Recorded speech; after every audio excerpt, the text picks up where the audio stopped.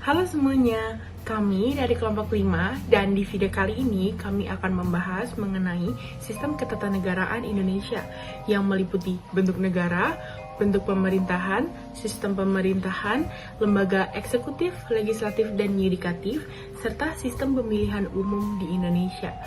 Yuk kita simak penjelasan dari kelompok kami. Indonesia merupakan negara kesatuan yang berbentuk republik, sebagaimana tercantum dalam Pasal 1 Ayat 1 Undang-Undang Dasar 1945. Sebagai negara kesatuan, seluruh wilayah Indonesia berada di bawah satu pemerintahan pusat yang memiliki kedaulatan penuh.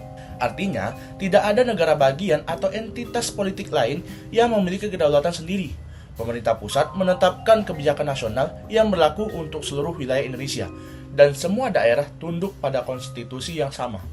Namun, Indonesia juga menerapkan prinsip desentralisasi dalam penyelenggaraan pemerintah melalui otonomi daerah. Ini berarti bahwa pemerintah daerah seperti provinsi, kabupaten, dan kota diberikan kewenangan untuk mengatur dan mengurus urusan pemerintahan tertentu sesuai dengan kebutuhan lokal. Otonomi ini diatur dalam Undang-Undang Nomor 23 Tahun 2014 tentang pemerintahan daerah. Tujuannya adalah untuk meningkatkan efisiensi, mempercepat pembangunan, dan menghormati keragaman budaya serta kondisi geografis yang berbeda-beda di seluruh wilayah Indonesia. Dalam praktiknya, bentuk negara kesatuan dengan desentralisasi ini menciptakan keseimbangan antara kekuasaan pusat dan daerah. Pemerintah pusat tetap memegang kendali atas urusan strategis seperti pertahanan, keamanan, moneter, dan hubungan luar negeri. Sementara, pemerintah daerah menangani urusan seperti pendidikan, kesehatan, dan infrastruktur lokal. Bentuk pemerintahan negara Indonesia adalah Republik Konstitusional. Hal ini didasarkan dalam Pasal 1 Ayat 1 UUD 1945 yang berbunyi, Negara Indonesia adalah negara kesatuan yang berbentuk republik. Bentuk pemerintahan republik merupakan pemerintahan yang mandat kekuasaannya berasal dari rakyat melalui mekanisme pemilihan umum dan biasanya dipimpin oleh seorang presiden, sehingga kepala negara bukan berdasarkan warisan orang tua. Indonesia berbentuk republik sendiri menganut demokrasi, yakni menjalankan pemilu dengan asas langsung, umum, dan rahasia bisa memilih seorang kepala negara yang berkualitas secara jujur dan adil. Sistem pemerintahan diartikan sebagai suatu tatanan utuh yang terdiri atas berbagai komponen pemerintahan yang bekerja saling bergantungan dan memengaruhi dalam mencapai tujuan dan fungsi pemerintahan. Presiden Republik Indonesia memegang kekuasaan sebagai kepala negara dan sekaligus kepala pemerintahan. Hal itu didasarkan pada Pasal 4 Ayat 1 yang berbunyi, Presiden Republik Indonesia memegang kekuasaan pemerintahan menurut Undang-Undang Dasar. Dengan demikian, sistem pemerintahan Indonesia menganut sistem pemerintahan presidensial. Kekuasaan eksekutif di Indonesia merupakan kekuasaan untuk menjalankan undang-undang dan menyelenggarakan pemerintahan negara. Berdasarkan Pasal 4 Ayat 1 UUD 1945, kekuasaan ini dipegang oleh Presiden.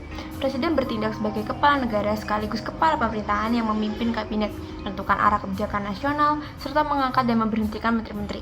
Dalam menjalankan tugasnya, Presiden dibantu oleh Wakil Presiden yang berperan membantu pelaksanaan pemerintahan dan menggantikan Presiden apabila berhalangan.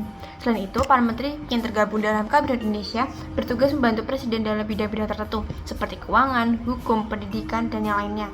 Dengan demikian, kekuasaan eksekutif di Indonesia terpusat pada Presiden, tetapi pelaksanaannya dilakukan bersama Wakil Presiden dan para menteri sesuai dengan UUD 1945. Pembagian kekuasaan legislatif di Indonesia merujuk pada fungsi dan wewenang lembaga negara yang bertugas membuat undang-undang dan mengawasi pelaksanaannya. Kekuasaan legislatif di Indonesia dipegang oleh 3 lembaga utama. Yang pertama yaitu Majelis Permusyawaratan Rakyat atau MPR, yang kedua yaitu Dewan Perwakilan Rakyat atau DPR, dan yang ketiga adalah Dewan Perwakilan Daerah atau DPD. Yang pertama adalah Majelis Permusyawaratan Rakyat atau MPR. Lembaga ini merupakan gabungan dari DPR dan DPD yang dalam sidang-sidang tertentu mengubah Undang-Undang Dasar, menetapkan haluan negara, serta memilih presiden serta wakil presiden. Kemudian yang kedua adalah Dewan Perwakilan Rakyat atau DPR. Kewenangan dari Dewan Perwakilan Rakyat atau DPR adalah merupakan lembaga legislatif utama yang menyusun, membahas, dan mengesahkan undang-undang bersama presiden. Kemudian yang ketiga adalah Dewan Perwakilan Daerah atau DPD. Kewenangannya yaitu memiliki peran terbatas dalam legislasi, khususnya terkait isu-isu daerah. DPD merupakan bagian dari sistem bikameral bersama DPR. Nah, kekuasaan legislatif di Indonesia adalah kekuasaan untuk membuat, membahas, dan mengesahkan undang-undang serta mengawasi pelaksanaannya yang dijalankan oleh MPR, DPR, dan DPD sebagai representasi dari rakyat dan daerah bersama prinsip trias politika yang tercantum dalam Undang-Undang Dasar 1945. Secara kelembagaan, puncak sistem peradilan di Indonesia ditempati oleh Mahkamah Agung yang berwenang melakukan kasasi dan mengawasi peradilan di bawahnya seperti peradilan umum, peradilan agama, peradilan tata usaha negara, dan peradilan militer atau peradilan khusus lain sesuai ketentuan. Sementara Mahkamah Konstitusi memiliki kewenangan khusus menguji undang-undang terhadap undang-undang dasar, memutus sengketa kewenangan antar lembaga negara, memutus pembubaran partai politik, serta menangani perselisihan hasil pemilu menurut ketentuan undang-undang. Komisi Yudisial berperan dalam pengawasan perilaku hakim, menjaga kehormatan serta keluhuran martabat peradilan, mengusulkan calon hakim agung, dan menindak pelanggaran kode etik.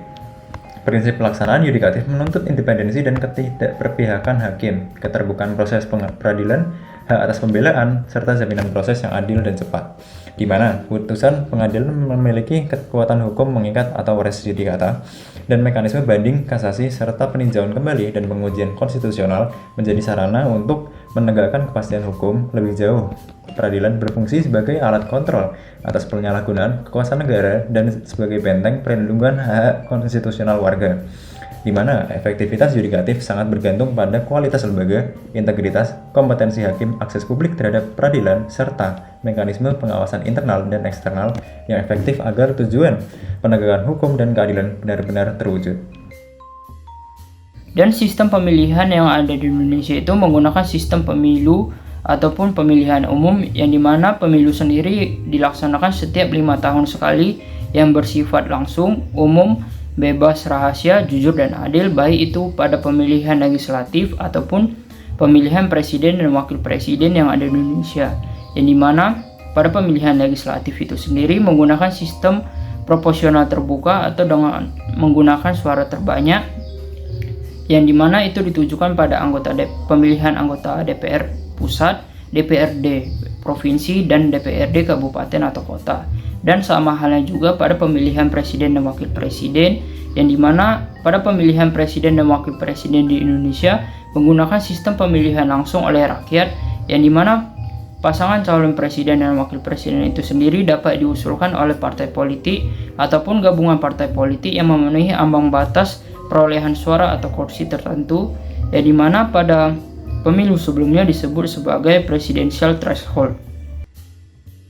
Dari penjelasan yang sudah disampaikan oleh teman-teman sebelumnya, kita dapat mengambil kesimpulan bahwa Indonesia merupakan negara kesatuan yang berbentuk republik konstitusional dengan sistem pemerintahan presidensial yang berarti kedaulatan tertinggi berada di tangan rakyat dan dijalankan sesuai dengan Undang-Undang Dasar 1945.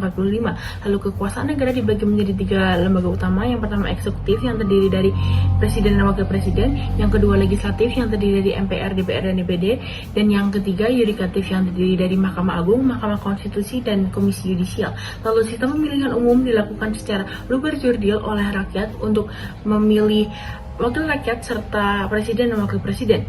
Dan dengan sistem ini Indonesia berupaya untuk mewujudkan sistem pemerintahan yang demokratis, adil, dan berpihak pada rakyat sesuai dengan nilai-nilai Pancasila dan Undang-Undang Dasar 1945.